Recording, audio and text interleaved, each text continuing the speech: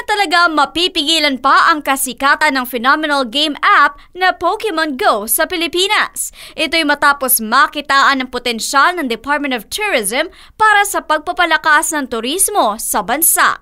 Ayon kay Albay Congressman Joey Salceda, maaaring gamitin ng ahensya ang Pokemon Go upang gawing mga Pokestops ang ilang mga areas sa mga tourist destinations sa bansa upang dayuhin ito ng mga players.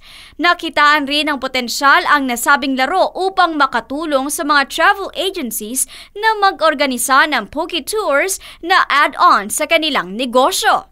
Ani Salceda, ang mga magagaling sa paghuli ng Pokemon characters ay maaaring maging tour guide na direktang magdadala sa mga players patungo sa mga Pokestop o mga lugar kung saan maraming Pokemon.